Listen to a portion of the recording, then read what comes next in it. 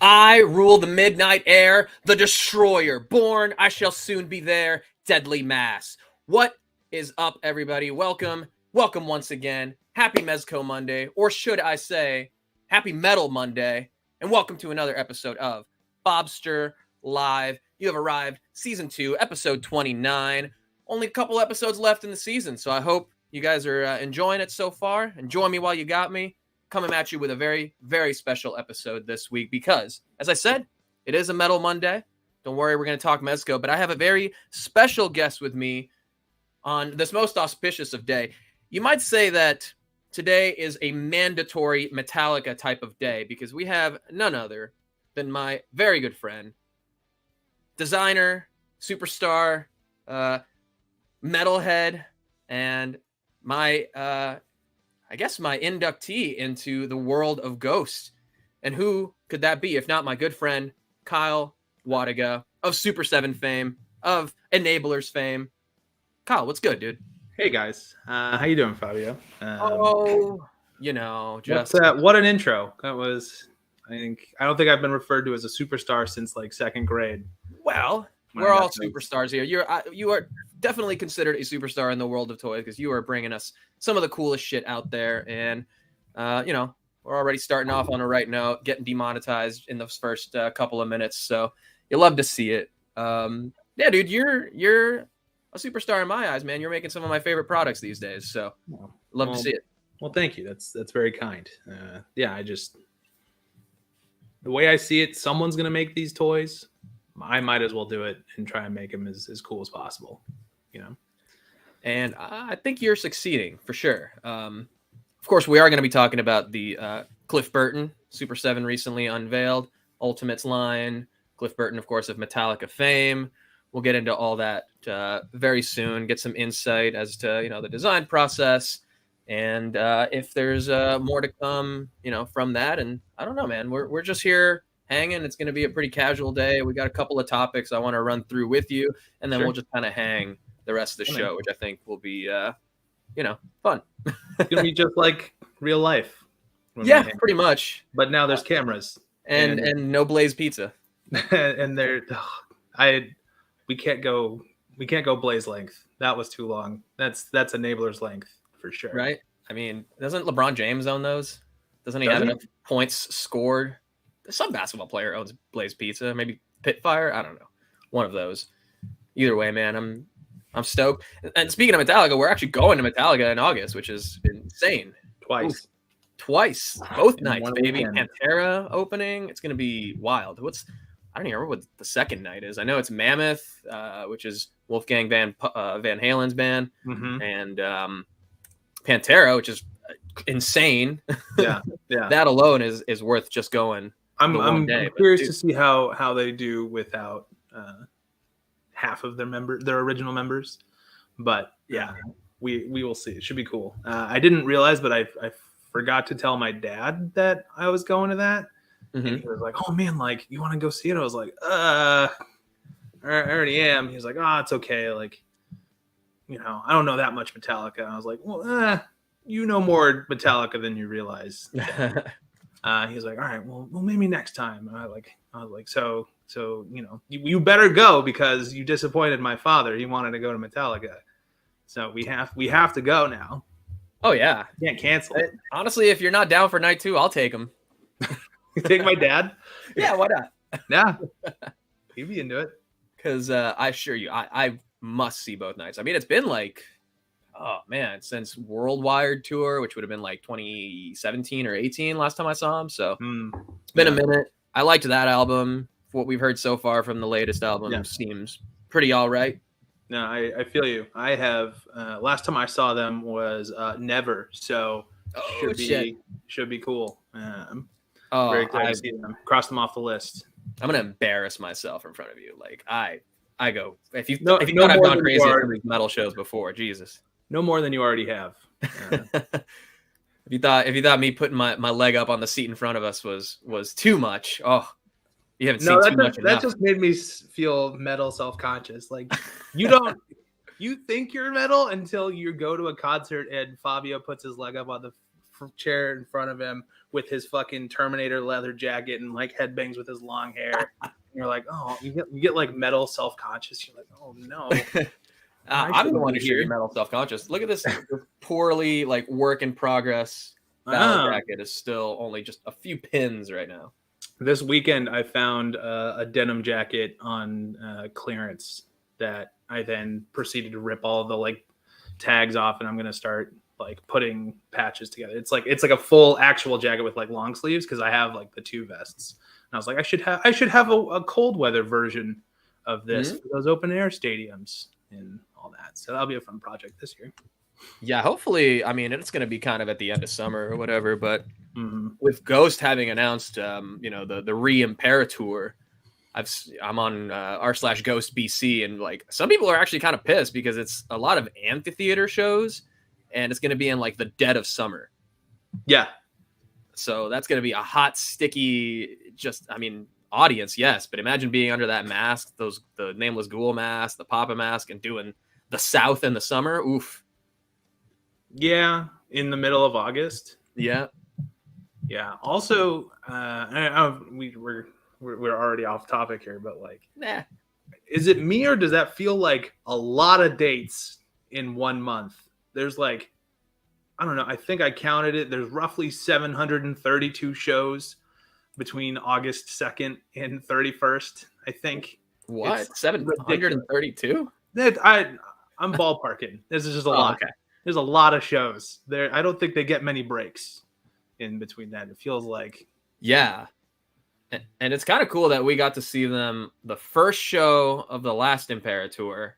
And hopefully, the forum works out and we'll see them on the last show of the Re-Imperator. That's kind of a perfect bookend right there. Tying into your wild conspiracy theories on this show, like that show, you don't get to have your phone. Yeah. And Amon Amarth's not playing. What's happening? And I honestly was pretty stoked to see Amon Amarth. I agree. I would love to see Amon Amarth again, but I do feel that tonally Amon Amarth does not really match up with Ghost all that well. Yeah, so I feel that. I'm not the most disappointed. I remember getting into Amon Amarth when Skyrim came out, and that was all we were listening to. Well, the time before I saw them with you, Volbeat opened, and I know that you would be beside yourself if Volbeat was touring and then you don't get to see Volbeat. Yeah. So at least it's Amon Amarth, something that you're like casually into. Right. Yeah, I mean, I probably am more into Mastodon than I am Amon Amarth, so it's... Sure. I saw that opener, and that was great. But for those who don't know what we're talking about, Ghost announced the new tour, today? Today. It got leaked yesterday. Oh, okay. And then, but the dates officially dropped today. I don't remember. I don't remember the name of the artist, but that tour poster is incredible. Yeah, dude. I want to figure out a way to get one.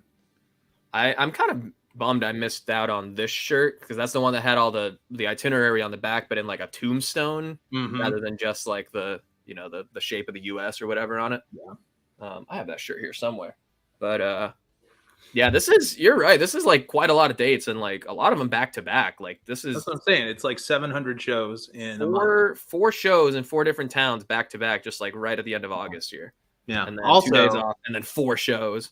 I mean, it's pretty cool. This is like a super deep cut Kyle Wlodyga Easter egg.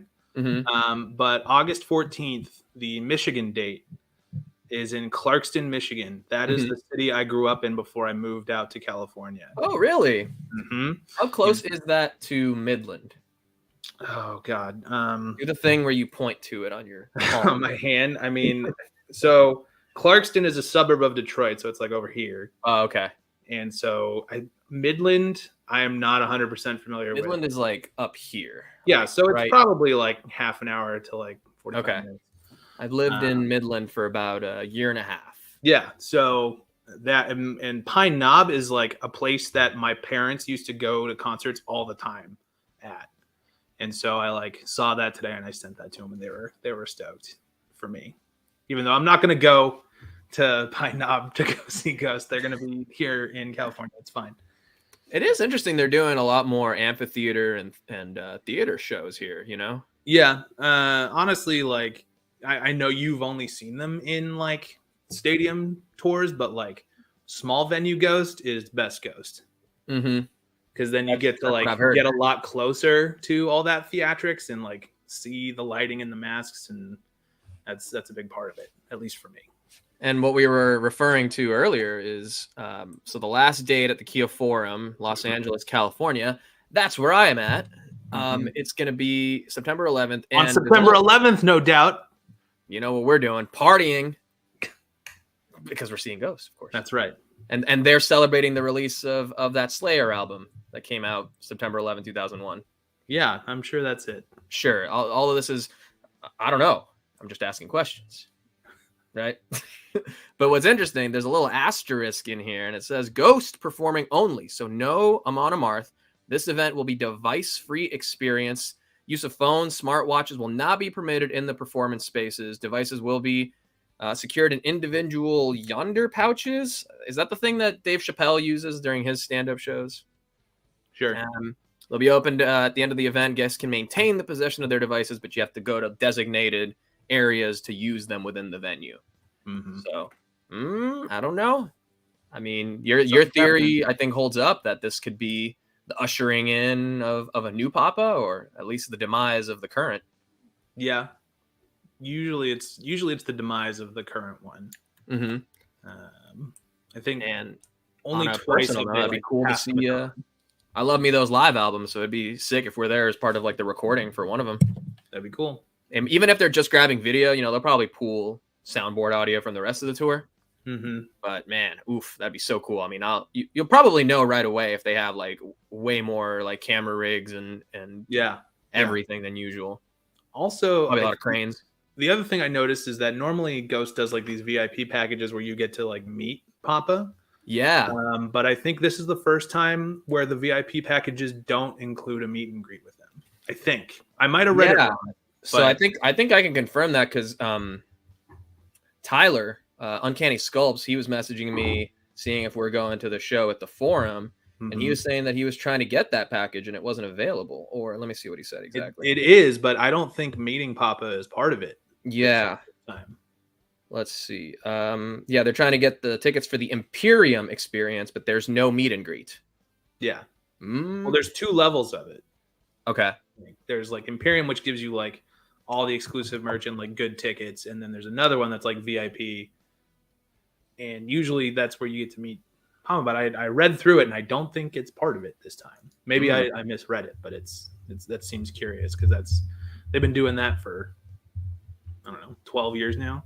That is cool that you can do the meet and greet in the first place, though, because you see, to bring it back to Metallica, their meet and greet packages, like you'd be lucky if 2 of them show up. Yeah. It's usually Lars, Rob, or Kirk. Pick 2. James never shows up. Sure. I think it originally it was the entire band, so it was Papa and the Ghouls, and then it switched to just Papa for a while. Or Cardinal first. When it got to Cardinal, it was just Cardinal, no more Ghouls. Okay. Well, Cardinal Copia would prefer that it would be all about him. He's a selfish bastard for sure. Exactly. So that's exciting news. So the tickets go up tomorrow. Let me know how much. We got it. That's right. Luckily, work has been okay. It's been a little slow, unfortunately. The season's not quite picked up as much as I would like, but hey, we're making it work. Yeah. Keeping my head down and just getting through this until I can, do the move and worry about all that, because March is going to be pilot season. Yeah, but on top of that, I'm shooting some stuff as well. I got 3 shoots that I'm scheduled throughout the month, shoots that I'm doing for stuff that I wrote too. So congrats. That on top of real work and then the move, yeah, it's going to be a wild month. That's why I got to end the season so I can focus on all that. But that doesn't mean we can't do little individual mid-season streams here and there, because I've been trying to get Brian on closer to when the weirdest are revealed, whenever that is. Soon-ish. Yeah, I talked to Yoko, and we'll figure something out in a few months. But either way, man, this is exciting. I'm more on a personal level excited for you to see how much I've grown as a Ghost fan. Oh, I hope you don't think I judge you that hard. No. I think I want to because whatever it is you think I do, I want to be on the square, be on the level with you next time. I'm gonna be fucking belting the tunes, man. Should the odds be ever in our favor tomorrow, the people that we're going with are the people who introduced me to Ghost. So these are your Ghost grandparents. Oh, I love it. Now, if I kill the master Ghost fan, does that mean the rest of us are no longer Ghost fans, like a vampire? No, I think that we all just turn into ABBA fans. Oh, I see.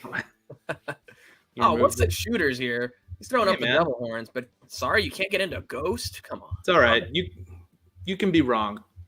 Yeah, that's all right. You can be on every stream ever all at once, Trevor, but you can also be wrong about Ghost. What's up, man? But good to have you here, Trevor. I saw him wearing his Dio shirt on the last 1/6 pack. Shout out to the 1/6 pack. Still trying to get a Dio patch as well, like a nice back patch, but I might save my back patch spot for Metallica. They sell the one on Dio's website, the one that Eddie wears in. Yeah, I feel like it's a little too on the nose, I definitely need a Dio patch, but there was one what part of metal is not on the nose all the time?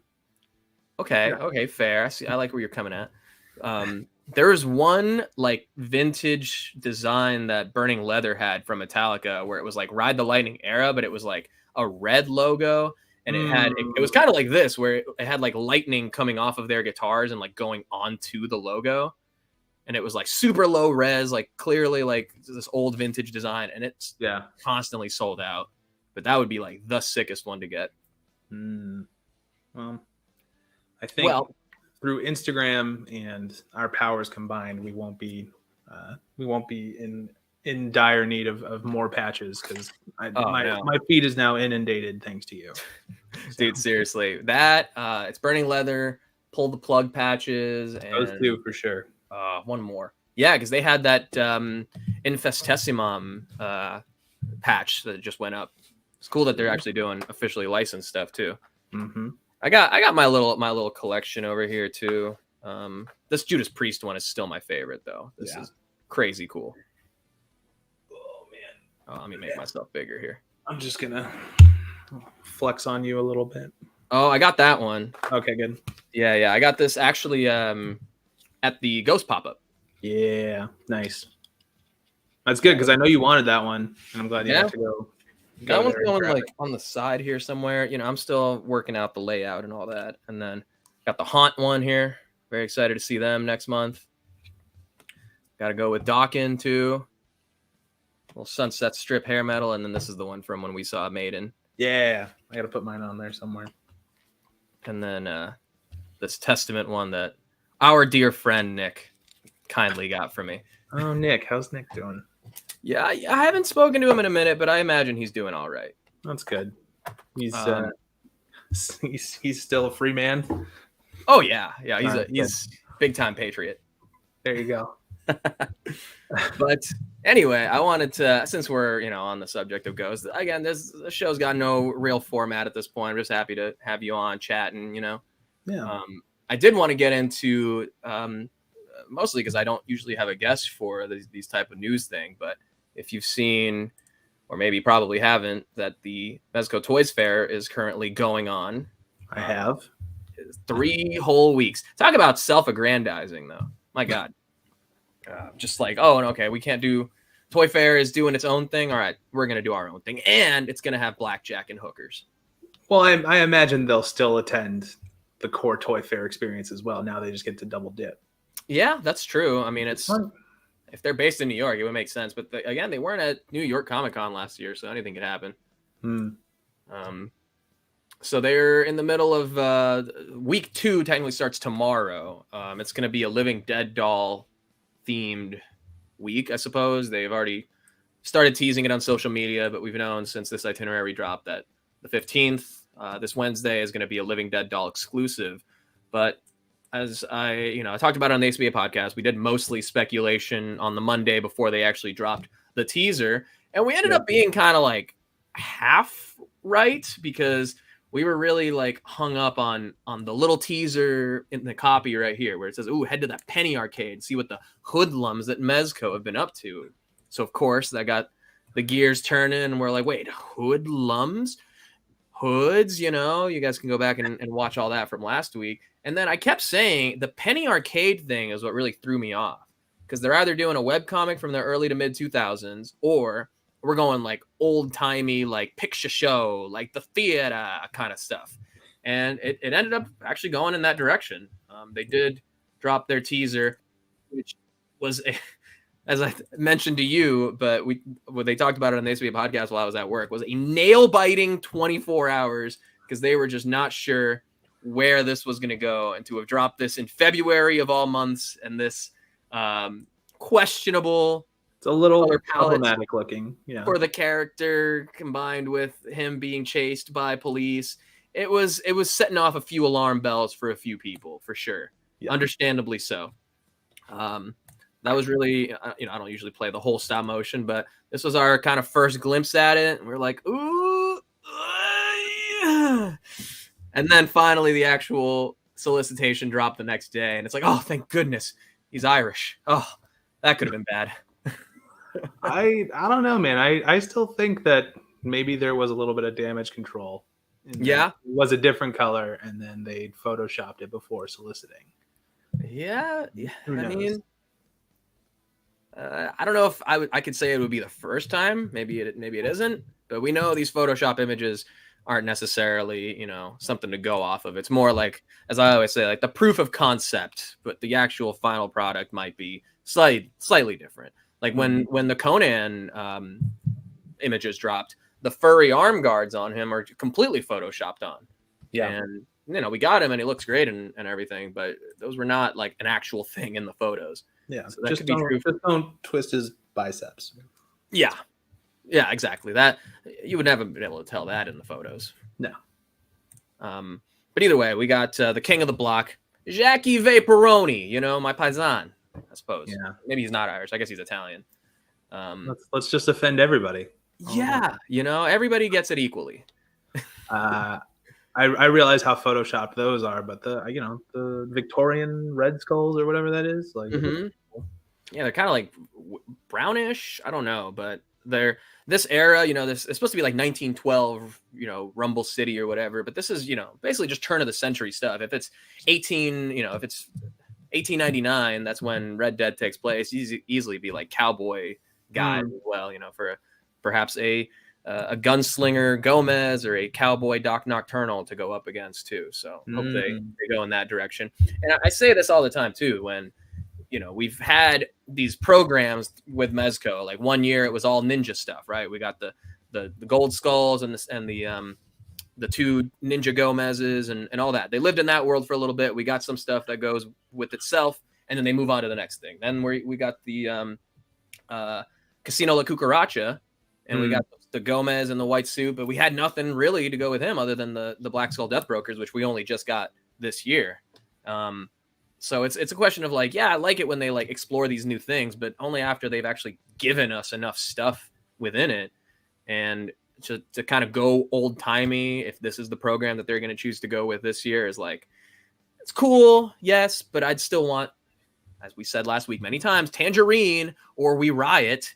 We need her to go with Casino La Cucaracha Gomez. We need the one-eyed Jack, like skull guy. There's plenty of stuff we still want to see from that. So for them to have moved on and now we get this old-timey program is like, yeah, it's cool, but again, just want more stuff for what we already have. It's also the third Vapor at this point. Yep. Right? Yep. Which is, interesting because not a lot of the Rumble Society characters get more than one variant. So this would be, the Krieg notwithstanding, which is like an army builder technically, I suppose. But Baron Benz, and then there's Tectonic Disruptor. And Gomez has 8 billion. Yeah, I think 16, 17 now. So yeah, he's up there for sure. But I mean, as like the Rumble Society like characters, it's usually the one, and then it's variant, and then on to the next one. So is Gomez not count as Rumble Society? He kind of was. I think he kind of got folded in after the fact. When the Pink Skulls came out, that was the first kind of inaugural Rumble Society release. Yeah. With that official branding. And I remember being at DCon that year and being like, so what's this Rumble Society business? And they do their whole coy, you're going to have to wait and see type of thing. Yeah. Man, all right. That photo's cool because it makes him look like Leon. Yeah. Oh, man. Great pull. And we had to know that when they had the little top hats that came with the little mezzets that they've been giving us in the free little packages or whatever. Oh, sure. Yeah, the black one has the little top hat too, or the little bowler hat. Is it wrong of me to just throw those in the trash because I don't care? Dude, I'm not even joking. I actually I don't even open them. I just toss them. Yeah, I mean it's like stickers and a pin and a few other things, but the little mezzet. Honestly, you can sell them. You could probably make a buck or two off of them. Why not? I don't know if it's worth the effort. Yo, I got the Conan, but that was the most recent Mezco I got, and then before that it was Death Dealer. I'm definitely slowing down on stuff. Yeah, that's why it's great to have you here because nothing but Mezco hot takes. Yeah. And with that, I mean we have another like Bluto here too. Like this is clearly the Bluto body. It is Bluto, but he's got a new head. Yeah, a new head. I wonder how much of this is like actual figures that are coming versus like Santagata's like customs. Yeah, or Alex Kropanak just does some customs for the stop motions, and people are always asking where they are. But yeah, I mean, last time we got something like this, and particularly in relation to like these skulls, is when Casino La Cucaracha Gomez came out, and they had the Black Skull Death Brokers in the trailer, and we were like, it could be something that's coming, but it's probably just mocked up for the thing. And then they happened to drop as a pre-order like right after that. So sure, it's up in the air whether or not. I think it's almost a sure thing if it's one of these like Skulls characters like this. Sure. Do you think you think they gauge interest with those stop motions that like 12 people watch? Yeah, I think so. I don't know that they give us like everything from them. Sure. You know, like there's definitely stuff that is just like when the Krieg animations came out, and there's like the little dog face guy who has like Catwoman hands. Everyone's like, "No, we need this guy," and I'm like, Right. yeah, that one I think is a little less likely, just given how much clear kit bashing we see on it. Was it Doc Nocturnal who had the gorilla with the like electro brain thing? Yeah, like where's that Beast guy? from Hell? Yeah. Yeah, that one's been named. So I mean, that's only a matter of time, I would say. But that's what I mean is like, would have been cool to get something like that instead of like, as you call it, pistachio flavored vaporoni over here. Well, I wonder if there's certain things like Mosquatch that they use to like gauge interest on something like that, like a random beast character. Like, you know, you only got 2 Mosquatches.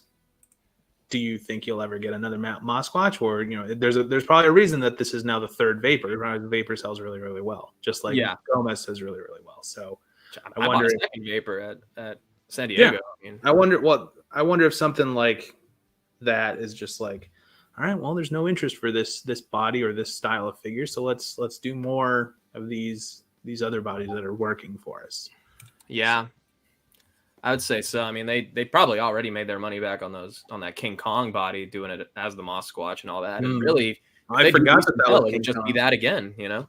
Yeah, I forgot that was King Kong. Yeah. I mean, I still want to see it. You know, I think it makes sense for Dog Nocturnal, but yeah, I think you're right. I think they're seeing like, this is a more popular character. You know, I think the marquee characters, and I guess that's true for a lot of the licensed properties too, is doing those main characters is kind of what they're more interested in, rather than really going too particularly deep on any one property, even if it's their own, I guess. Sure. And it looks like, and I don't have this figure, so you can illuminate me or not, but it looks like there's a lot of parts or even soft goods reuse from Union Gomez too.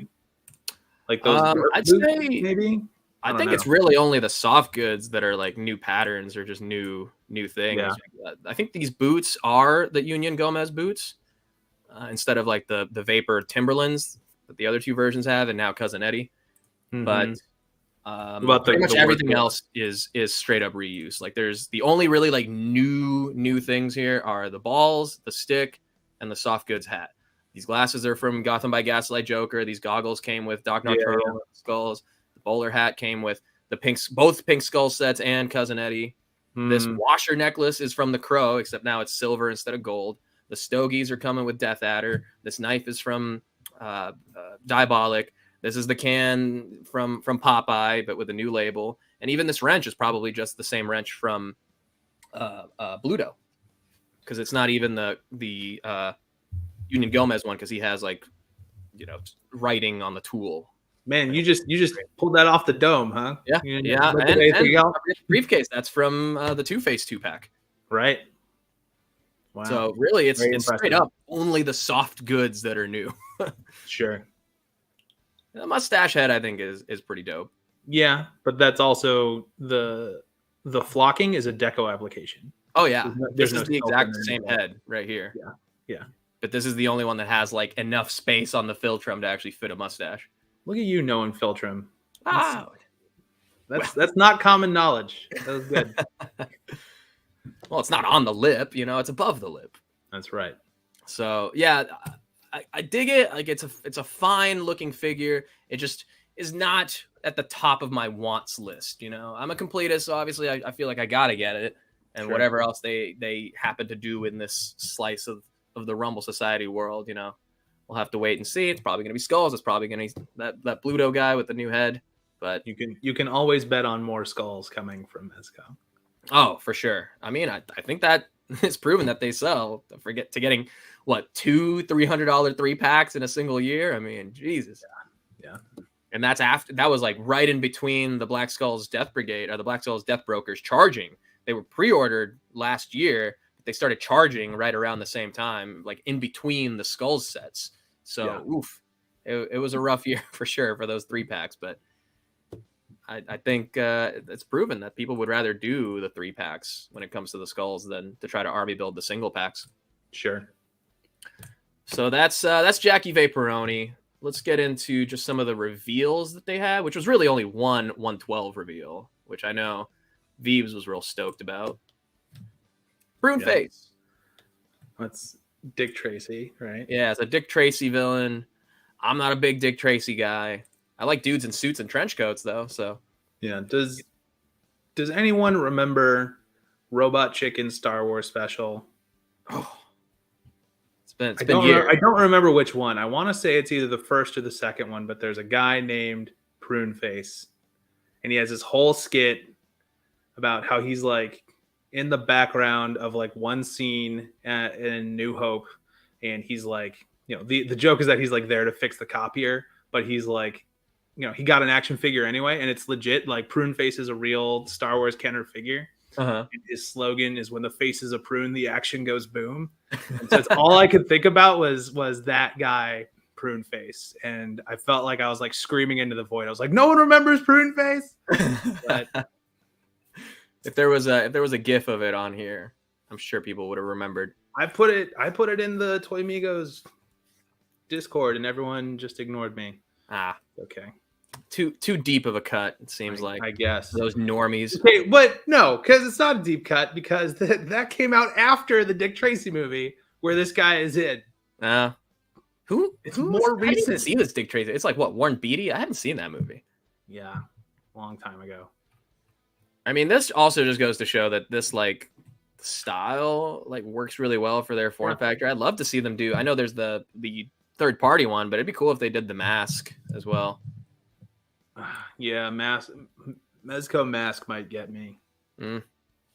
Even if it's not even like Jim Carrey the mask, if they just did Mezco's the mask. Yeah, well, because even the comic kind of looks like Jim Carrey, which is why that he was so perfect in that role. Man, I had the old, I think, Playmates toys from that growing up. Love those. Yeah, this is weird, like I'm not that deep into Dick Tracy again. It's just, I know the character. I don't necessarily know his villains, but as I say, it's a head swap away from being just any other gangster dude, so we'll find something to do with it. Yeah. That's really it for 112s. Again, it's Living Dead Dolls this week. We've got an A teaser. The Stock Nocturnal closes tomorrow, the big 1/6 scale statue. But the other thing I wanted to kind of get your opinion on is how next week is going to be a monstrous kaiju themed week.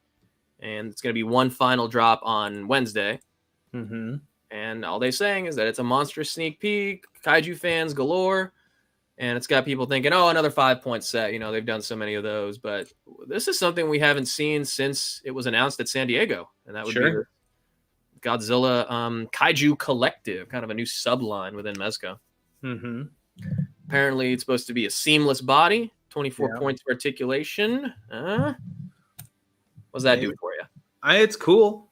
It's interestingly the exact same size as the Ultimates one that I designed, so that's a unique conundrum for sure. But I'm curious to see how they execute a seamless body on Godzilla because it hasn't really been done. Not an articulated seamless body on a Godzilla. Just because I feel like most seamless bodies use like a pretty standard humanoid form, and so how are they going to execute that on a tail? How's the plastic going to hold up? Can you keep him, or not plastic, or silicone, whatever it is for the seamless bodies? I haven't done it. I have a couple of figures that have it, and it's you can only put them in poses for so long before the elbow starts to like rip apart or stuff like that. At the same time, like I hope that any trial and error that they go through on went through on that Alien and this mythical 89 Batman that's coming out can get, they can learn from those mistakes and apply that to this, because it would be really awesome to have a seamless Godzilla that can do anything. But I want to like normal, I kind of want to reserve judgment until I have it in my hands. That said, I did not order it, but I also don't think there's a pre-order for it either. No, it's not up yet. I'm speculating it'll be next week's exclusive. They did say that they're doing some like brand announcements, so I wouldn't count that, given that it was kind of announced at San Diego. So maybe it's something else. Yeah, there are other kaiju brands. So there's still 4 more reveals. We'll have we'll have 2 this week and 2 more next week on Thursdays. Mm-hmm. So I'm also reserving the pitchforks until then, because as I said, with Tangerine or We Riot, okay, let's pump the brakes. Mm-hmm. We still got 4 more reveals to get through, and then we can bring out the pitchforks and go. I think you should start sharpening the pitchforks. Yeah, then we can start doing that Simpsons movie montage of like all of the characters marching on the. Yeah, this is like. I want to see it, but so I'm kind of setting myself up for disappointment if it doesn't happen, and I get that. But hey, we want to see this Tangerine, man. We've been waiting for so long for either a new female body, for them to just do another female in the Mezco 112 line, because it's been pretty much since like Wonder Woman. Yeah, true. Do you think it's like, I don't know, I wonder if they just have to get a certain amount of female characters out before they can justify doing that? So there's so many they could do that go with stuff they already have. Like, I mean, the idea is that they develop a new female body that doesn't suck like the ones we already have. Well, that's the thing, is like, can you ever do that? Can you ever meet those expectations? Sort of like this 89 Batman thing. Like it took this long. Like no one's gonna be happy with it. Everyone's no, definitely not. It's an impossible battle. I mean, really, the only one we know about is like a Spider-Gwen, and if they're gonna do a Spider-Gwen and it's not gonna move, like, what's the point, And we haven't really seen it since the first teaser, and that one looked like the old body. So maybe they've just gone back to the drawing board on it after seeing that reaction. Mm-hmm. I don't know. Either way, just if I'm not. But if I am Mezco, I'm thinking like, okay, if we want to do this new female body, we have this in-house female character. We put the body on that and use that body moving forward for the X-women, the more female Justice Leaguers. Damn, Zatanna or Black Canary. There's so many great female characters that they could do with the characters they already have, to fill out teams. Don't give me hope. Don't give me hope. That's not. Don't be invoking Black Canary. It'd be so cool. I mean, if they could pull off the fishnet technology on the Predator, why not? Fishnet technology. Oh my god! And I will say about the alien, I just got the concept version in last week. Like the armature feels like very solid. So if nothing else, it's not going to have that kind of like shifting back from the tension of the actual rubber overlay. Okay. I think it does a good job of holding its position. That's good. And I feel like it's thick enough where it doesn't just feel like a thin coating over the metal armature, so it doesn't feel like it's stressing as much. But either way, it's rubber. It's going to break down over time no matter what. It will. Yeah. I wasn't citing specifically Mezco or anything. It was on, I don't remember what it was. It was some sort of subreddit where basically someone had that Hot Toys Clone Wars Ahsoka with her like lightsabers like this, and then just like one day it just like you could see the like the elbow just popped, and then you could see the metal on both sides. That happened to me with Diabolic, actually, because I had him in like a one knee crouch position, and then the knee that was actually like touching the ground ended up getting a slight split on it. Now he's my Black Mask or my Black Manta, so it doesn't really matter. But it's just one of those things that'll happen. Oh, Vonnie Rotten Picks with a great suggestion. Yeah, if they're doing G.I. Joe, Lady J, Scarlet, Baroness, we have Destro now, or we will. Yeah. So there's a lot of characters they could pull from. It'd be crazy if we just get like a straight year of female characters. I don't know that it'll happen, but we'd love to see it again. My dog is going crazy because he jumped off the bed and now he's on. There you go, dog. All right, that's pretty much all I wanted to talk about with Mezco. Again, we have this week. It's going to be all Living Dead dolls themed. I don't know if you saw the teaser for this one today, but I thought it was kind of funny because I see where did they put it? Maybe they put it on Instagram, but the doll kind of looks like Papa without makeup because it has kind of that hetero. It has the one eye, right? Yeah. Yeah. So it's funny. I saw that. I didn't get that vibe, but the crow image, which I think is like a fan post, I was like, oh man, nameless ghouls. That looks awesome, but it's not. Ah, right. This. Yeah. The guitar that comes with this crow is really because nice. like the head is like obscured, so that could be a mask in there, but yeah, it's not. Actually, speaking of that, Tyler, who we might see at the Ghost Show, he's working on some nameless ghoul head sculpts. So he's like, "Oh, if I have them ready, I'll give them to you that day." What? Give them to you? What about me? Both of us, I mean. All right. Thank you. Dude. Of course. One more thing you could have just been like, haha, look at this. No, you're gonna. I still have to ship your stuff out, but sure. Actually, did I show you the finalized custom that I did? No, let me see. Okay. I know that you're a fan of soft goods and delicious flavor, but this is a very lazy boy custom. I'm not super, despite making action figures for a living, I'm not great at doing my own customs. Mm-hmm. So this is a V-Toys. I think it's V-Toys. It's this body here. Oh yeah, the new one, 5K, plus a head by Flashpoint Customs, printed and I believe sculpted and painted, and then soft goods from my friend and yours, C. Jessam. Oh, nice. Whoa! Who the hell is interrupting my kung fu? Is that supposed to be a black dynamite? It sure is. Fuck yeah, dude, that's sick as hell. So I'm very happy with this. I need to Dremel the head a little bit more so he can like sit on the body a little bit. But he's great. And dude, that's sick as hell. Wired headband and belts, and he can kick and do all this really cool stuff. So I'm very excited. So sick. Yeah. I don't do this much, but when I do, I make black dynamite. It's so funny you mentioned that because when I went to the Ghost pop-up, oh my god, what was his name? The director of the Metal Myths piece. Oh, Alex.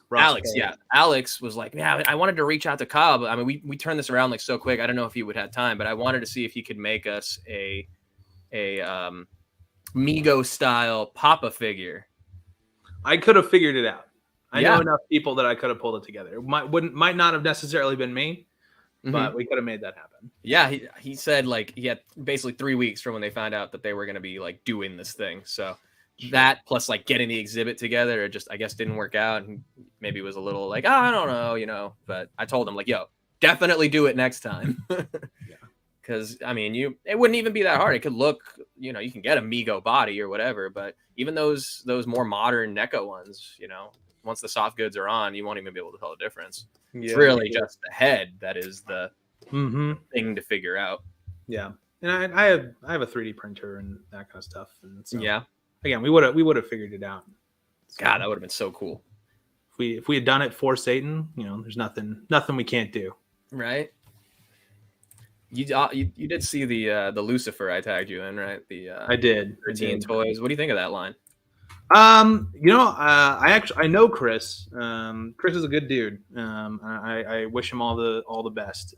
I'm not sure I necessarily need action figures of Jesus, but that Lucifer specifically is based off of a very famous statue that's like kind of like a satanic, like a modern Satanist like icon. And I actually, for the past year or so, I've actually been working with a group in the Bay Area satanic community to make a replica of that statue that's affordable and eventually would go on Kickstarter. Oh, so it's not articulated, but it's like a full statue sculpt. So when they are ready to release it, I will be sure to reach out to you. But it's because it's like 12 inches tall. It's like a 1-to-1 recreation of the actual statue. Whereas this is really, really awesome. I'm excited about this too because cool Satan action figure. So it looks exactly like that. I'm not a big Bible person either like that, but I do love the fact that they're basing so much of this stuff on like artwork. Yeah. I'm a huge art history nerd, so being able to do something like this and like recreate like a very famous work was really cool. And the other thing that's like probably probably the reason that it's kind of like a satanic, like a modern Satanist kind of icon. So the story behind it is that the I'll give you the broad strokes here, but a sculptor was commissioned by the Catholic Church to create a sculpture of Satan right after his fall, and they wanted the sculpture to look like he really regretted his decision, like he feels the anguish, like what have I done, like make him look like pathetic and sad because now he's a loser who went against God. And the sculptor who did it, like, more or less succeeded in that, except for he made him very attractive. He made him hot. He's got like abs, and he's stupid, like sexy Satan. Like, yeah, sexy Satan. Basically, he's like, oh no. And then the church was like, that is way too sexual. No, like, no, we're not going to use that. And turns out that sculptor had a brother who was also a sculptor, and so they hired him to do it again. And his sculpture was even hotter. And that's the one that you're looking at now. That is the second version. And so it's like, this icon of rebellion, Satan going his own way. But then these sculptors, it's like, making him even like, oh, cool, you didn't like it, that one? Like, let's make him sexier. Right. So I mean, he's like getting banished from heaven. Like, is apparently very good. Got, like, abs, and like you can see there's like a single tear coming out of his eyes if you zoom in. Oh yeah, I see it here. Look at these obliques, man. What the hell? Yeah, dude, he's absolutely shredded. What? It's a beautiful piece, and I really like the story. So yeah, that's really cool. Yeah. And they're doing a really good job with the accessories too. The shackle, the apple, the broken scepter. The crown. And he comes with the soft goods like thing to like wrap around him. Yeah. The thing, oh no! He's gonna be nude as hell. I love soft goods, but this is one that's got to be in the buff. That's right. The little horns and everything on there. Yeah, all of this. It must be great for an art history guy like you too. This. I mean, even if you're not into this, who doesn't want just like a sweet statue? Something in that nice patina deco to just put in dios or whatever. This looks great. Yeah. So cool. The sweet, like, curved sword. Yeah, I really like these art history ones because it reminds me a lot of, like, I think Figma has like an art history line where it's like statue of David. I have the Venus de Milo one. I think they're doing a Mona Lisa now. Oh, really? Yeah, I think I just saw I think the most recent one was the Birth of Venus, where she comes out of the clamshell. Yeah. So. Yeah, that's awesome. Shout out to the Dork Lair. So he had Chris on from D13, and they went deep on all this stuff, and it's crazy how they were able to break down all of the character specific accessories, verse by verse from the Bible where it's referenced, like Star Wars people do, like scene specific accessories from the movies and all that. Just crazy. He really knows his stuff. He did a lot of good research, and he's got, I don't necessarily think that it has anything to do with 4-H, but he's been working with them for years. So he's got the experience to deliver on these if you are genuinely interested. So I think I'll at least pick up the hot Satan figure. I don't know. I think I need caveman John the Baptist over here for Conan. You just want those soft goods. That's very nice soft goods. The decapitated head. I mean, come on. Oh, I didn't even notice that. That's pretty cool. Yeah, I thought it was an interchangeable head, but Chris was saying that the hair is actually flat on that side, so it can rest like that. Nice. So that's cool. And the other one I thought was cool. And shout out to my buddy Tony, who Bloody Sunday, who was in town last week, and we hung out over the weekend. And he is also big into this, and he was able to point out to me, I hadn't noticed it, maybe because I just didn't read the copy, but the fact that the sculpt on this Jesus has that like down the middle duality where one side of the face is like slightly different from the other, and it's meant to represent his more like intense divinity side versus his more human side, the sheep and the lion. I mean, all that is like in the sculpt right here, and once you pointed it out, oh yeah, there it is. Yeah, deep cuts. So that's super cool. Just excited to see where all these like indie toy makers are coming out these days, man. Like between this, Savage Crucible, I mean, it's gonna be a crazy month for the indie toy makers. Yeah, very exciting. But the most exciting thing for me that's come out and we can finally get to it because we've been shooting the shit for a minute. Yeah, I've been here an hour, and we're finally talking about it. I know. I mean, it's just flowing. I'm chilling. So, Super 7 did finally announce, and I've known about it for a minute, so I'm excited. Cliff Burton's finally up for pre-order, man. That's right. The Major Rager is finally here. That's the shot that I wanted people to see, because this is so cool. The sculptor sent me, because when you check articulation, when you're doing the files and all that, like, he just did a bunch. I sent him a bunch of images from Day on the Green, and I was like, make sure he can do these. And then he like sent me a shot of him like doing that, and I was like, oh dang, like, dude, right? I'm pulling up. It worked. The images right now. I mean, this is so cool. And I saw in r/Metallica where the gatekeepers are like, oh, why doesn't he have the Rickenbacker? And it's like, excuse me, gatekeeper, get gate kept, because this is from Day on the Green, and this was the base. Yeah, he rocked his Aria Pro too. Mm-hmm. I mean, yeah, that's it. This is the classic. I mean, one of the all-time great like Metallica live performances. This is so cool. Yeah. Also, Rickenbacker is an easy recolor. Guys, come on, can't lead with that. So this was cool because you're going through the Cliff Burton estate rather than through Metallica themselves. So how does that work for people who may not know? Well, Bilu, as everybody knows, is our resident metal guy. He's worked with a lot of these bands. He grew up with Metallica. He was a friend of Cliff in real life. And so there was a photo of him. Yeah, there he is. There it is. Yeah, it's just small, but so he's known them for as long as he knew Cliff. And so we worked directly with them, and they were very, very nice, very genuine. They actually sent me perhaps the nicest feedback I've ever received from a licensor ever. Really? Yeah. So we sent them the concept, and they loved it. And then we sent them the sculpt, and I believe it's his sister or his stepsister or something. His sister runs the estate for him, and she sent feedback of like, this is amazing. This is how I imagined him, slightly later in life. Like, this is like it looks exactly like him. This is the coolest thing I've seen in a long time. And I was like, man, like this woman who like, this is a loved one. And I got to like recreate that for her. Like, that's like mission accomplished. Even if we sell like 2 of them, like that was totally worth it. It was really her and me. Yeah, pretty much. So and I love the head banging head. So sick. I mean, that was so important. I was like, we have to do this.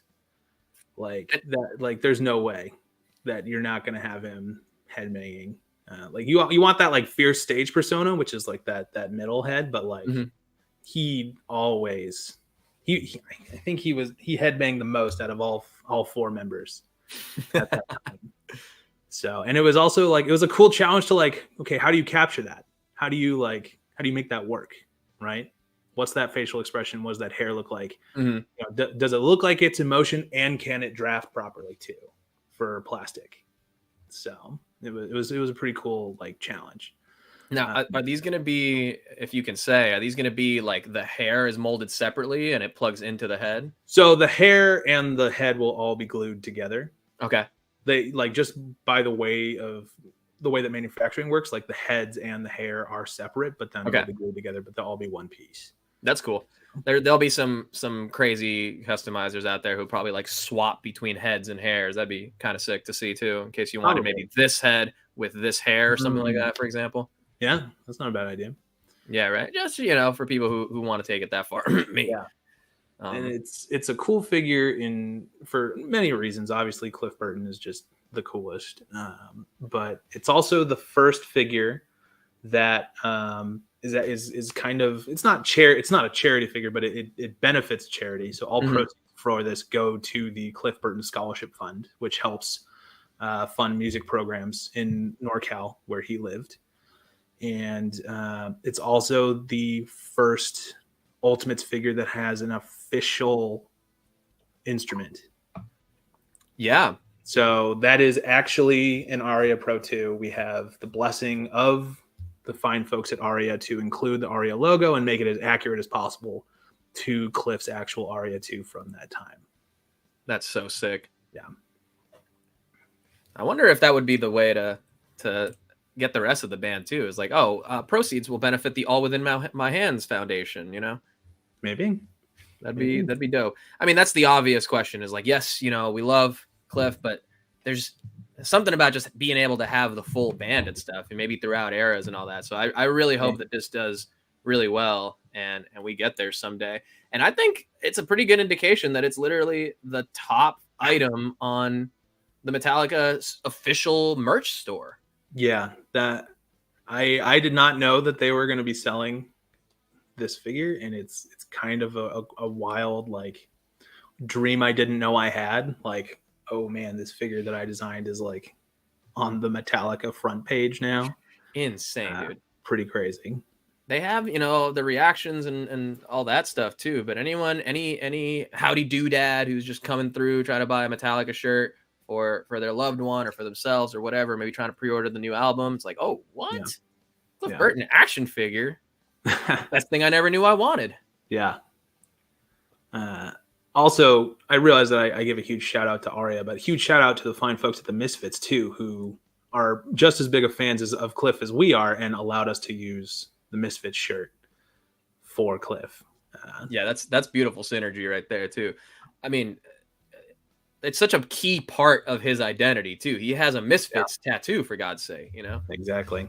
So yeah, that's fun, I'm sure, licensing synergy between the two, right? Mm-hmm. And the rings, man. I mean, what a key detail. Yeah, it's that teaser is definitely like if you know, you know. Mm-hmm. I saw a lot of comments of like, oh man, Danzig finally, and it's like, no, no man, it's Jerry only. Yeah.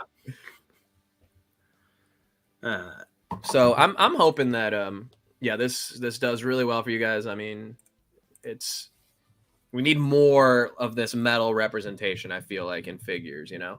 Yeah, definitely. I mean, so far so good. One of these days we'll do someone who's not a bassist. Right. Bassists and singers only right now. That's all you need.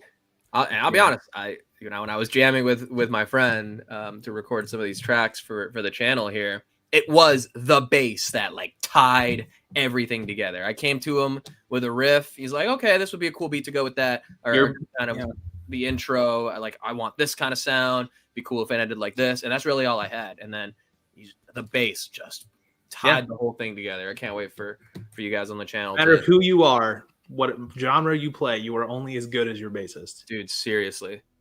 And he was pretty instrumental in, pun intended, in a lot of the early like identity of Metallica too. Like he was kind of the one who came up with the idea for Creeping Death because they had been watching 10 Commandments with Charlton Heston, and he's the one who kind of came up with the hook with it as far as the line from the movie. So let it be written, so let it be done. All the Cthulhu theme stuff. The dude was a literary nerd. He was a big nerd. He really knew his stuff, and he also supposedly taught the guys a lot about music theory. As well. And if you listen to any of his like isolated bass tracks, it's basic. He basically plays the bass like it's a prog instrument. Like he does. Dude, that's where he changes time signatures in the middle of stuff where the other guys are like staying like on 4/4. He's like doing all this other crazy stuff, and it's insane. He was a huge loss to them when he did go. And they were really like just about to reach that peak, and this was just such a tragic moment, you know? Yeah. But, you know, the bass mixing on those first 3 albums is like unreal, you know? Unfortunately, they weren't as kind to Jason Newsted after that, you know, and reeling from all this. So I don't blame them though. Yeah. It's a hard thing to try and recover from. Yeah. Right. Yeah. And unfortunately, James was in a darker place, you know, at that point. Not as happy-go-lucky as I think as he has been in the last few years, and he kind of took it out on Jason Newsted. But man, the fucking bass line for the Call of Cthulhu like just sticks in my head. Like it is such a great bass line. Yeah. You know, Anesthesia and all that stuff is the obvious pulls, but those instrumentals, man. Oof. Yeah. Orion, man. That was almost the opening quote for the episode today. Well, I'm glad that you chose Creeping Death because that is by far one of my favorite Metallica songs. Yeah, good. And then, you know, wearing the Ride the Lightning shirt, it would feel weird to do Orion as the quote because he has that you know, when a man lies, he murders some part of the world quote. And what I realized though is that I have a pretty significant hole in my metal wardrobe. I don't have any Metallica shirts, so I've never worn one. We'll fix that. Yeah, you have to earn it, right? Yeah, I suppose so. But you know what? I'm gonna say yes, you do, because I almost added my midnight pin that I got at the King Diamond show, and I was like, you know what? I need to become a bigger fan first. Yeah, I'm not at full bomber jacket level like you. That was a gift. Okay, thank you. Oh, you're right, Captain. That's To Live Is to Die. That's right. That was the tribute song after. But that is one of my favorite riffs too. Is Orion, that weird fucking like galloping riff in the middle, like that is such a weird time signature too. And it is. It's very wacky. I feel like he did some stuff that like only he knew how to do, and the other guys weren't musically inclined enough to like stop him. Sometimes, like go listen to the isolated track for Ride the Lightning. It's insane. Okay, that's one of my favorite. I mean, the classic Metallica detractors are like, no, they just stole the spider riff in the middle from Dave Mustaine, and it's like, you know, sure, but still a sick song. They didn't steal it. He's credited on the album. Yeah, right. And I mean, I'm just using dialogue from a sketch I wrote at this point, but you know, they ripped off his song, the mechanics, and made the far inferior weak shit Fork Horseman. Yeah, I mean, again, he's credited on those albums. Yeah. It's but the other thing I'm trying to figure out a way to segue into this, but I can't. There is some reuse here for those who are familiar with our work. It's kind of hard to see, but that is a Lemmy body with new heads, new hands, one new shin for the ripped jeans, and then a new set of arms, and then there's like a torso overlay for the jacket. And I knew at least the torso was reused because it does have the overlay. I didn't know about the legs though. Yeah, exact same. Boots too. That's crazy. That's fucking brilliant. Yeah. Even we try to be smart with it wherever we can. It absolutely makes sense for this. Yeah. And now you've got these new jean jacket arms in the library. Who knows where those could pop up again? You never know. And one ripped jean, I don't know. Let's speculate wildly on that. Who else could have one ripped jean? But yeah, Rick on the podcast was saying he liked how you did that because I've seen the ripped jeans on other figures where it's in the articulation cut, and as soon as you bend it, you completely lose, you know, the illusion of it. Illusions, Michael. Yeah. It's a tricky balance, but there's also a little bit of personal preference in there too. Like, I do not like it when the knee is attached to the thigh on a figure. I don't know if anybody in here has legs, but when you bend them, the knee goes with your shin, not your thigh. So that knee needs to attach to the shin for it to look correct. What those knees do, though. That's right.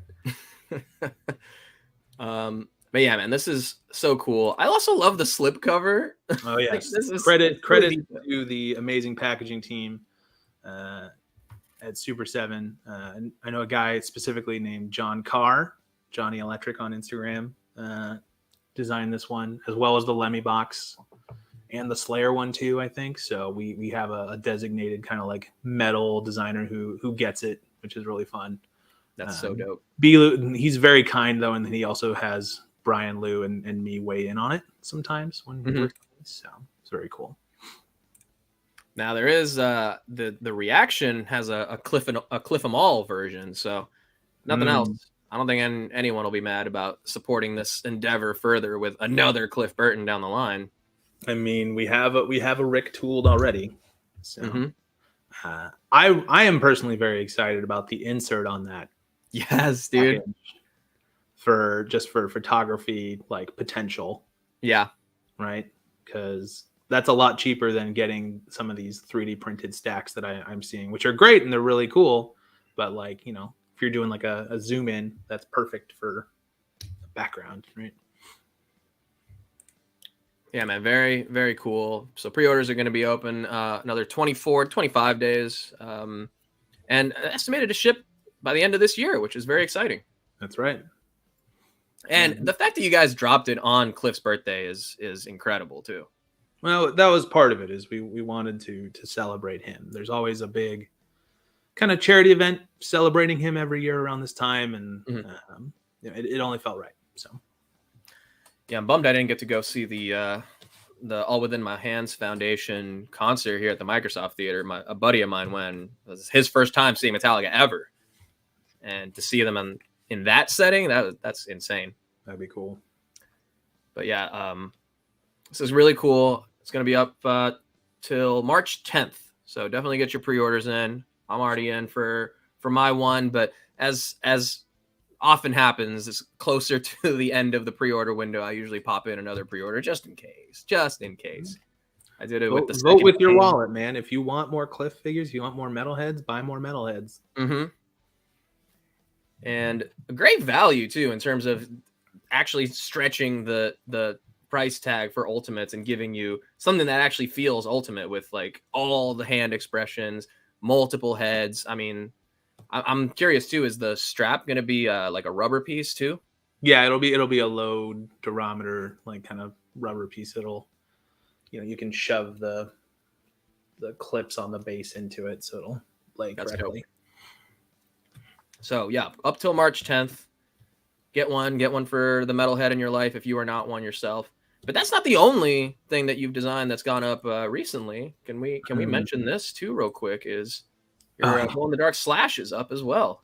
That's right. The best non-turtle now comes in glow flavor. This one, yeah, it will glow about that well. It's very, very bright. The kind of design directive on this one was to make it as difficult to look at as possible. I was gonna say it's like very in day and night. The pinks and the greens, like my god, the neons. The I think it was Josh our VP who described it as neon Fruit Loops barf, which is like cool. I nailed it. That was the mission accomplished. On that one. And honestly, Super 7 has some of the best glow in the dark in the game. Like I have the reaction, the worst stuff, and they're by far like the brightest things. All about we want you to be able to use your figures in case of emergency. Your power goes out, you just bust that guy out, and you're walk your halls with him. They're lining the stairs at a movie theater so you can find the exit. Yeah, they're on the tarmac at SFO. I was just on r/Super 7 too, and people are starting to get the regular turtles in the glow in the dark set, and people are very, very pleased with the glow on that and all that. I mean, what a time to be alive, man, to just be able to actually get so much cool stuff, and it has all of these different display options. Like I'm at the point where I want like a full like glow in the dark shelf and everything. Like I've seen some people doing that, and it'd be just sick to have a dedicated just black light. It's like only variants of stuff, maybe even things I don't even have the original version of, but just the fact that it glows just creates this whole thing. Would be at my last place. I had that where it was like one isolated black light one section. It was really cool. It gets hot though. You got to be careful about that. Oh yeah, you can only have it on for so long. Yeah, and enough to get the point across. There's people who are like geode collectors, and you walk into like a shelf and it just looks like a bunch of rocks, and then black light. Oof, crazy stuff. Dang. This is the nerd version of that. Yeah. Although I will say that this probably brings about better healing energies than actual crystals. Maybe. Just make sure you charge it in the moonlight. That's how that works, right? Apparently, I've been instructed that you have to recharge your crystals in the moonlight so that they can continue to heal you. That's a sick name for a song too. Crystals in the Moonlight. That is pretty good. Right? You can have that one for free. All right. I because I was like explaining to my friend when we were recording those tracks, like I just come up with like riff and then like a name for what the riff kind of reminds me of, and then we just kind of go from there. And it's not like a full name sometimes. It's just like, oh, this is my evil riff. And then are you like Nathan Explosion, like song idea, Crystals in the Moonlight? Yeah, kind of. There's definitely song ideas that are based off of like memes on the channel here. Like there's an unwritten song somewhere called Watch the Skies. I see. You know, things like that. Or maybe Killing It. I don't know. There you go. The ideas are there somewhere. I think we have a super chat, sir. Oh, we sure do. Thank you for that. Let's get into some of the comments. Actually, we'll do the super chats first. But if you guys have any questions for Kyle, you want to throw in your heavy metal ultimate suggestion, things you'd like to see, thoughts on the Cliff Burton, all that. Let's get into all that real quick. Starting with Captain McKay Random, good friend Mike Fleck. What's up, dude? Thanks for being here. Fellow metalhead, fellow long hair extraordinaire, says, guys, give your most controversial metal opinion, one that could get your card revoked. Mine is that I don't care at all about Pantera and never have. To piggyback off of that, I actually learned about Pantera through that SpongeBob episode, the extreme one. Yeah. Is that's not controversial, but you know. Well, maybe you're admitting to not being as in in the world as maybe you've let on with that. I think I definitely stumbled on a lot of my music taste like retroactively through other things that I enjoyed. Like I remember getting into Kiss specifically because they were on the soundtrack for, that's not metal, but you know, they were on the soundtrack for Tony Hawk's Underground, and you can unlock that secret Kiss level and you could have Gene Simmons. Yeah. And me not knowing shit about Kiss at the time, I gave him like the cool like guitar like special move or whatever, not knowing that he's actually the bassist in the band. Right. That's funny. Let's see. I feel like liking Ghost as much as I do is grounds for expulsion for quite a few people. I think Trevor would agree with that. Yeah, it's, I don't think, I think you have to start, I think you have to have respect for somebody to lose it. Right. Mm-hmm. So I don't think I ever was on the radar. But, yeah, I'm trying to think of what that opinion is. I feel like maybe I feel like my like what I view as like revocable offenses, like you're like, what? Yeah, that's just normal. Because like my thought is like, to me there is no greater guilty pleasure song for driving than Kickstart My Heart. And like I don't know what it is about that song, but it will make me drive like 85 miles an hour over the speed limit.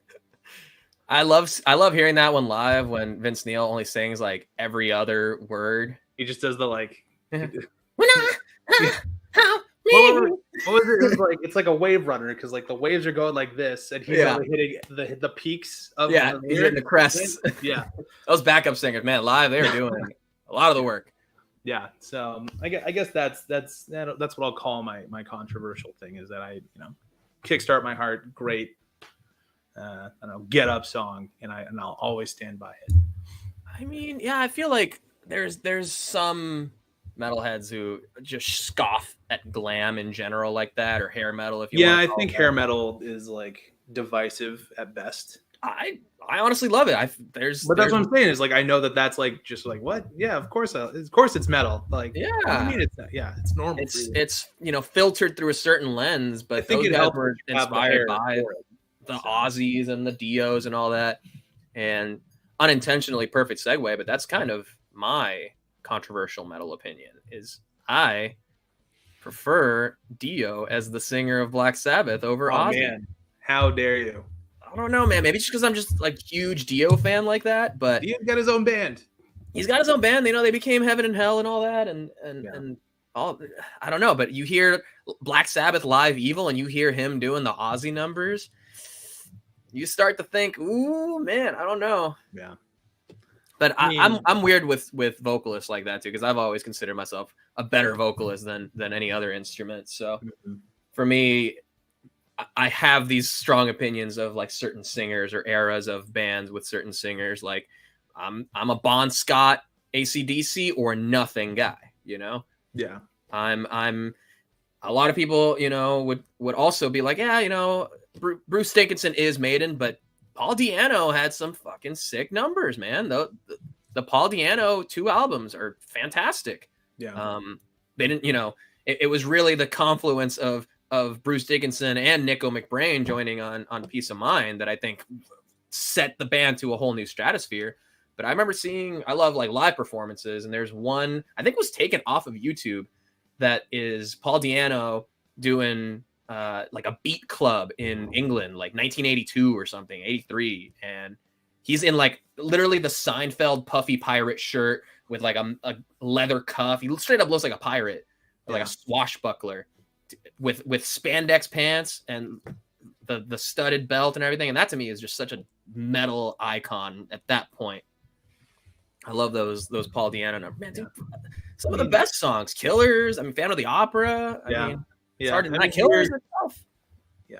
I think that's all valid. I think as long as you're not like, I prefer Sammy Hagar to David Lee Roth, then you're fine. That's an actual like cardinal sin. Like you can't recover if you actually think that. Yeah, I'm not a Van Hagar fan. No, John, not a Van Hagar fan at all. No. Yeah. There's only one Van DLR, Hagar. man. DLR is an icon. I mean, the splits in the air, you know, all of that is so iconic to. Yeah. And Sammy they were Hagar and his Jerry shock Curl metal too. Like that was what like football players in the 80s listened to was Van Halen. Well, yeah, it's 80. There's always that one jock metal band, right? Mm-hmm. And it's in the 80s it was Van Halen, and in the 90s it was Pantera, right? That's true. That's great. And then in the 2000s it was what? Slipknot, exactly. Mm-hmm. Yeah. Or even going a little further, it was Sode, System of a Down. All like the cool metalheads in my like middle school loved System of a Down. I think Serge does some very interesting things. I think he tried to push the genre in different directions. So no hate on System of a Down for me. I was more of a Disturbed guy at that era. See, that might be my controversial one. I don't fuck with the Disturbed. No, dude, they have some good songs. I am not down with The Sickness. No. That one's okay. What's the other one that's like, and on the people in the left wing? Is that Down with the Sickness? You're asking the wrong guy. Okay, I don't know. That song is cool, but I really love Prayer. Prayer is a fantastic song. And I'm not just saying that because I do it for karaoke. I mean, you might be, but that's a good one. And as far as singers too, you see the Guardians trailer that just came out? I did. They used a Rainbow song.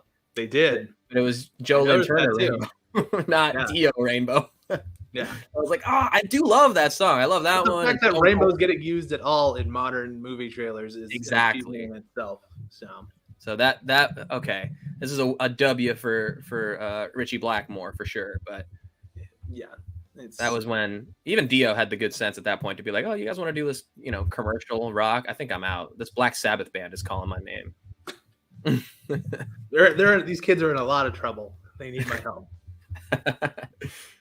Oh man, I loved that Dio documentary. I finally saw it. Oh really? I still that Trevor recommended like 4 weeks in a row here on the stream, and I just love the stories of like Dio going to like, you know, what were essentially these glam bands at the time, like Motley Crue and all that, just seeing them coming up. And he was like the uncle. He was just like the imparting wisdom older figure to all of these musicians at that time. And that's just like, just simple shit. I remember that one quote in the movie. They're saying like, you know, they're telling Dio about all this stuff that they're doing and working on or whatever. And Dio would just be like, but are you doing your best? And just that. It's like, what a cool, like, elder statesman, I mean, giving wisdom sort of thing to say. You don't really think about that unless you're the sober rock and roll star. That's right? true. So, but are you doing your best? It's the most so nice. Single, or, you know, sober, monogamous heavy metal star, right? Dude, right? Very definitely cut from a different cloth compared to his contemporaries. Yeah, and it was cool to see him like kind of bring those people up like in his band too. Like he was, Vivian Campbell at that time wasn't the Vivian Campbell of Def Leppard, but he ushered him in and kind of showed him the way, and it took off from there. That's just so nice. That's really cool. I have to check it out. I gotta figure out a way to stream it somewhere. Yeah, I mean, if nothing else, to pull reference, right? No, maybe. No, that'd be cool. You're not gonna get me this time. No. But Bilu might have hinted at that, and Trevor, if you're there, I mean, I don't know what you're talking about. I don't know, but if anybody knows how to read copy, there's if anyone knows how to read. I don't know. Who knows? Oh, I'm not even screen sharing it. Here we go. No, you're not. Oh, there we go. Some things hinted at here in the blog post from Bilu about the Cliff Burton figure. There's stuff in development that he's stoked about. One that will be announced soon and will be like a rainbow in the dark. I don't know. I'm just asking questions. Either way, I love how deep you guys have gone. Even when I was pulling up this murderer's row right here of all these great reaction figures you guys have done so far. I mean, so cool. We got Ultimate King on the way, Ultimate Lemmy, now Cliff. I mean, and Slayer, of course. My God. Yeah, man.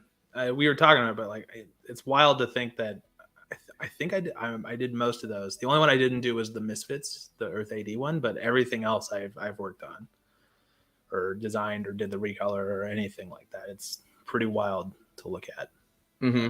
It's very rare that you get to see like all of that collected like that in one thing, because it's always just about the next thing and getting it out the pipeline. And once it's off and it's gone, like kind of don't really have it there. Mm-hmm. So, especially with the cards, because I keep all my stuff loose. So okay, yeah, I really love the cards on them, but there's definitely some that I just love to open and set up a little stage. Mm-hmm. Let me get into some of these other comments. Cat McKay concurs on Kickstart My Heart, but for him it's Wild Side. Wild Side's a great song, dude. That's a good song. They have some serious bangers, man. I mean, going to see them on stadium tour. Really, it was only Def Leppard that had come out with any new material. All the other bands were just playing like straight up hits, and it's astounding how many hits they have. Yeah, that's one. I don't know. It's just the whole band is just a guilty pleasure for me. Like I feel bad for liking them as much as I do. I mean, they're touring again this year with John 5 from the Marilyn Manson band, replacing Mick Mars. And he's a fantastic guitarist, so. Yeah, I've seen him play. He's great. Iron Manuel wants a Super 7 Ultimate Cardinal Copia. I would also like that. Iron Manuel, which color would you like? Because there's the black one, there's the red one, and then from that same Pale Tour Named Death, he has a white outfit as well with like the fedora and the like tricycle that he rides around, and the cane, and there are all kinds of stuff. So let me know what color you're thinking. What flavor Cardinal Copia do you want? Vanilla, chocolate, or strawberry? I tend to lean towards strawberry. I like the red suit. I feel like that. So cool. Yeah, it's very striking, Mm-hmm. And there's already a great suit sculpt underneath that Papa soft goods. So nothing else. Maybe the bones are there. Maybe. Let's see. Let's get into a few more comments here. If anybody has, your own personal wish list. We're not looking to confirm or deny any of these, but just stuff that would be cool. Like I again, as you were saying, we've got a lot of singers, we've got a lot of bassists. It'd be great to see some guitarists. Yeah. John 5. I mean, John 5 is a very toyetic guy. Oh, Uncanny, your boy Uncanny Sculpts asked a question too. Oh, here we go. Kyle, what ghost character or design would you love to work on that you have yet to? Love the Imperaghouls myself. See, I think the Imperaghouls are rad, and I like how individual they became, because there's a lot of variance in between each of those guys, like because they get to wear different outfits and they get to use different instruments rather than like some of the older ghouls. Like they kind of had like one set of instruments. Like both the guitarists had to use the Phantoman guitars, and like they use like a Fender bass and stuff like that. But I still think that the Meliora Ghoul design is like the cleanest, the sleekest, the like most menacing. Not the prequel one, which has like the cutout for the like backup scene. Yeah, that's what I'm thinking cool, too. but the like the point, like very sinister, like no mouth, void eyes, like is still one of my favorites. It's the one Ghoul helmet that I actually have. I have like my metal shelf here. You can see pop up here, but like to the right of it, I have a life-size Ghoul mask, which I'm not gonna pull out. So I would knock everything over like I just did. Well, I do that all the time. It's literally one of the staples of this show. So Meliora Ghouls, I would really want to do. The guy I've been trying to get to this whole time is Papa Emeritus III, though. That's my Papa. That's who I saw first you live, and he was the one who kind of ushered me into my love of this whole lore and dark ministry and stuff. So that's the one I really want to get to. That said, I kind of want to do them all, right? Yeah, you need the whole papacy. I celebrate the man's entire catalog. So I think that'd be cool. I also think that maybe it would be very difficult to, I think, pitch and convince the powers that be to do, but the like 1969 Papa Nil with like the big fur collar and the, like Beatles haircut, like would be pretty cool. I was about to say, just seeing the wardrobe design there at the pop-up, like, yeah, that would be sick to have not only that pop-up, but that era of ghouls too, where it's literally just like a silver Jabberwocky's mask, essentially. That whole look. I was even thinking, I think I was talking to Alex, the director, and he was saying that the art that they did for the Scooby-Doo, that was my favorite piece that I saw. That like goth style like character design was incredible. Yeah. So they got the guy who had that viral art a few years ago of like Jason and Freddy in Scooby-Doo to do that design for Papa. Amazing. To do, that animation style. And I was like, yeah, this isn't you guys, but it'd be cool if NECA did that for Toonie Terrors, if nothing else. I would get a Toonie Terrors ghost, but also I'm going to be really mad if anybody else other than me makes ghost figures. So. No, I think it should stay right where it is. Just do a stylized vinyl figure or something. I don't know. Yeah, but I think Ghost as a license is in good hands with you. Thanks, man. Let's keep it there. I try. It's this guy up here all the time.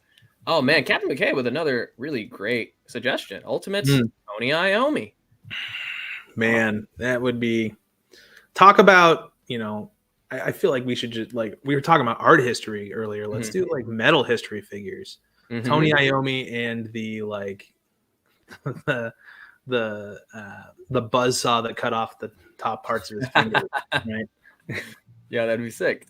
I mean, it's wild that there's really not a lot of Aussie representation in figures these days either. It's really just old McFarlane stuff, I suppose. But yeah, I mean, while we're speaking of Ghost and Aussie, they were both nominated for best metal performance this year, and you're gonna lose. Ended up running away with it. I think he won 2 of the 4 he was nominated for, but did. You got to give it to the guy. And if you're gonna lose a Grammy for the metal performance, it might as well be to Ozzy. Like there's no way. So I think Ghost would have won if Ozzy wasn't on that as well. I would agree with that. And from what I've heard from that Ozzy album, like there's some good stuff on there, but maybe I'm biased now towards Ghost, and it's like damn it, But also the shiny new thing, right? Versus old cow, new cow, right? Yeah. And it kind of acts as like a lifetime achievement award almost, as far as like this award represents more than this year. You know what I mean? Yeah. I mean, for him to, honestly still be around after this long.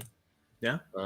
Yeah. That'd be cool to get some Aussie stuff. Just any Black Sabbath in general. We almost did an Aussie figure not too long ago, but just for various licensing reasons, it didn't work out. So it's not to say that it couldn't happen again, because whereas you are Team Dio, I am full Team Aussie. I am all Aussie. Doing an Aussie figure would be like a dream come true for sure. Man, I want like '80s solo career Ozzy, where he just claps a lot and he wears like dresses. He was clapping before the '80s, but okay, you want like bleached like yeah, I want blonde tips. Ozzy. You want bleach tips mullet Ozzy? Yeah. Okay, all right. That'd be fun, you know. I want 70s like platform shoes and like fringe jackets Ozzy first, and then we can go through the eras, right? Yeah, I guess I would also want like Dio, like wizard sleeves Dio, just big. Oh, with the red on the inside. And yeah. The, the tied up on top with like the plunging neckline. Yeah. That would be sick. The chainmail boots. Yes. Okay, all right. Captain McKay, Sabotage is the favorite Ozzy era Sabbath album. So damn good. Yeah, that is pretty good.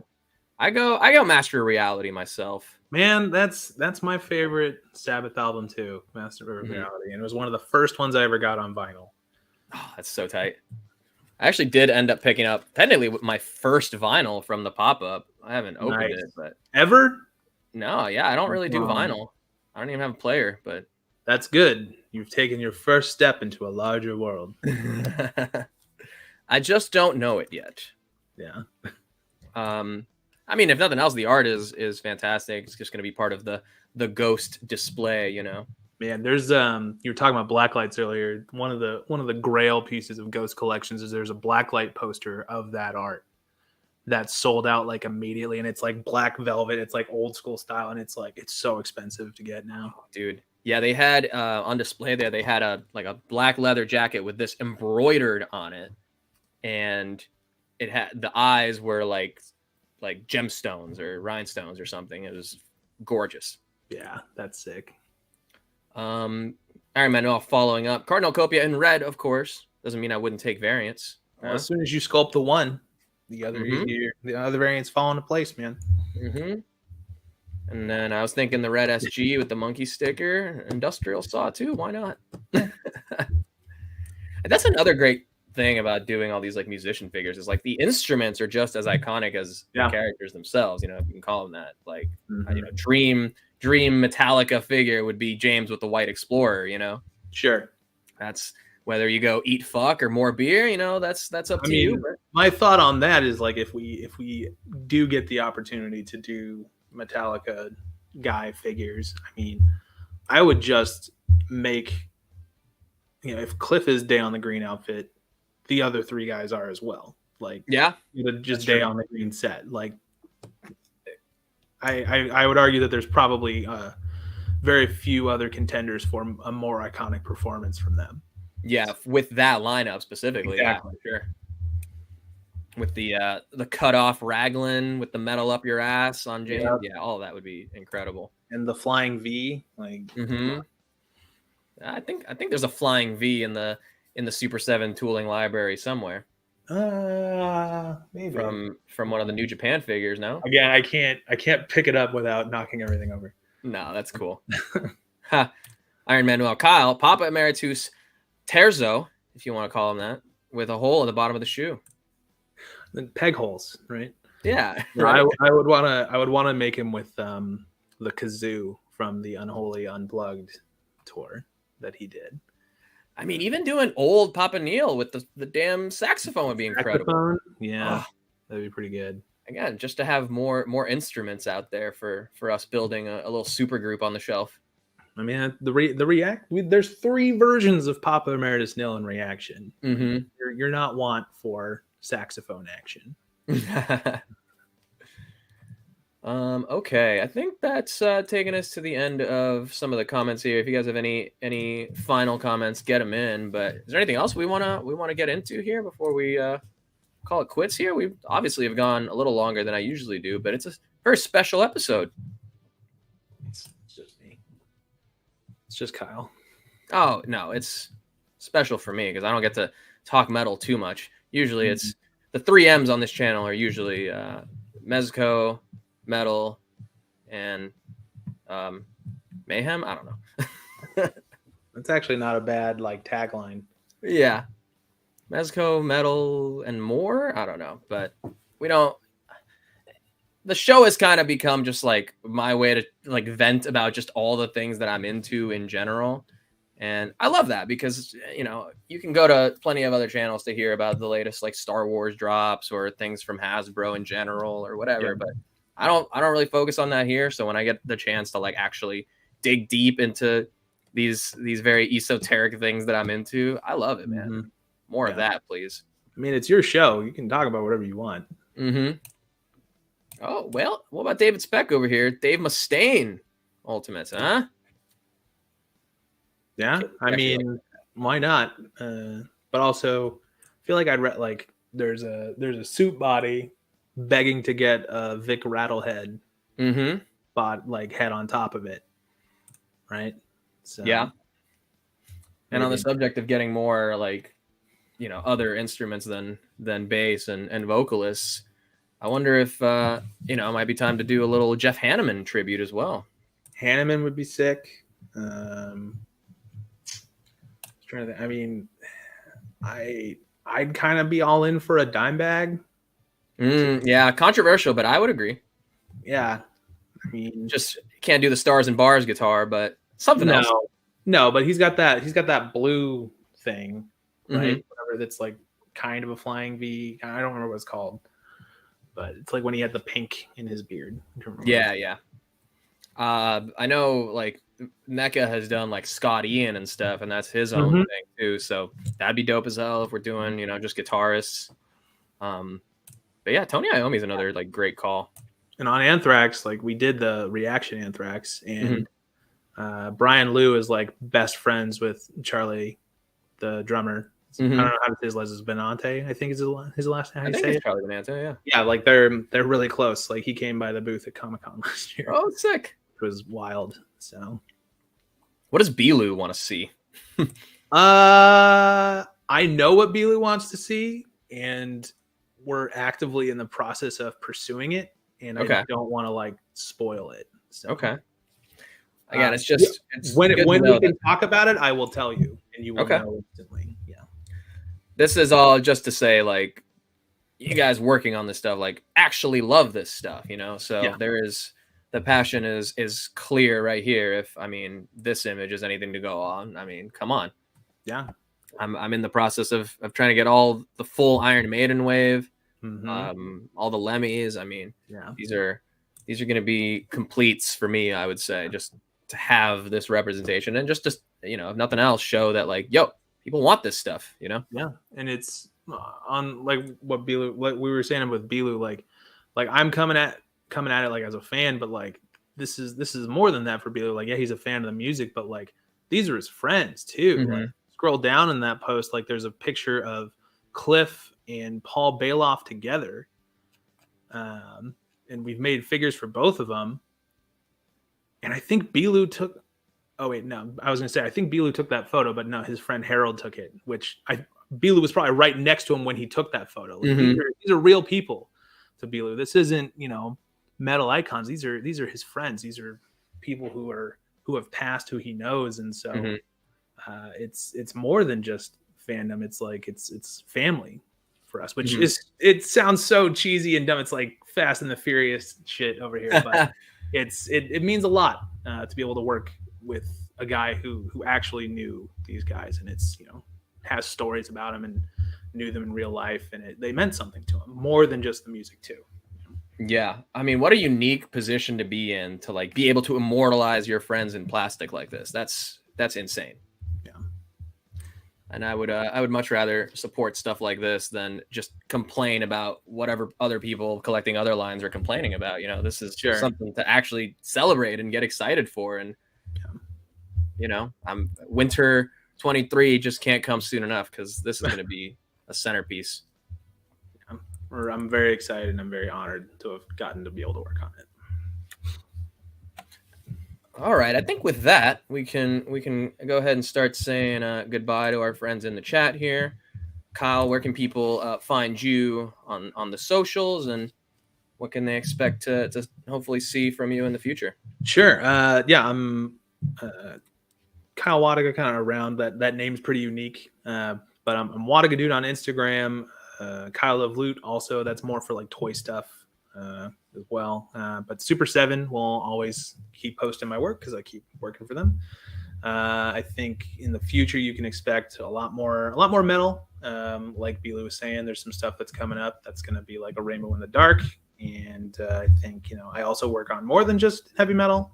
Like I work on Turtles and Power Rangers and all that stuff. And you can expect a lot more from those brands in 2023 as well. So keep it tuned to Super 7.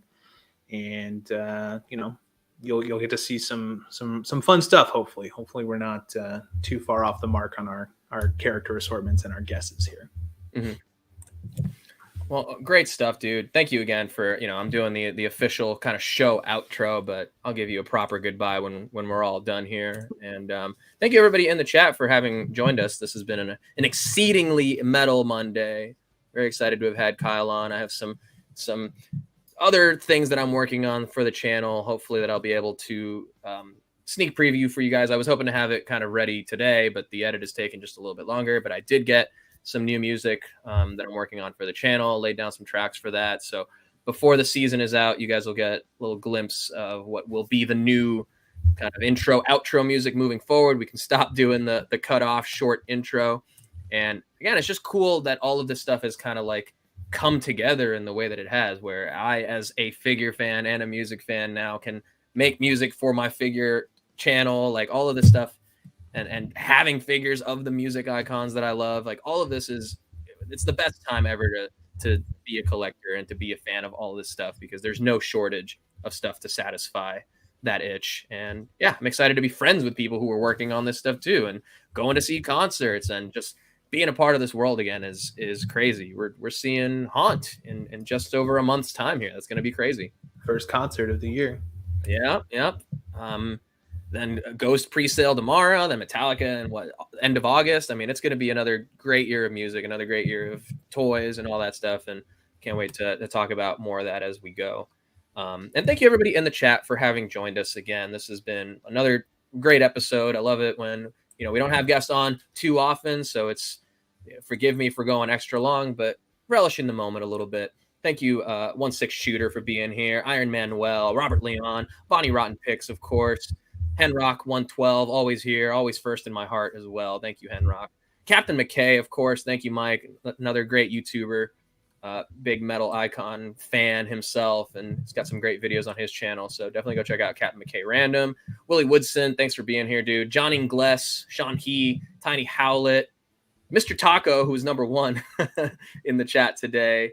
Out of Sight, Uncanny Sculpts. Tyler, thanks for stopping by, dude. And we hope to see you for that Ghost show in August. That's going to be awesome.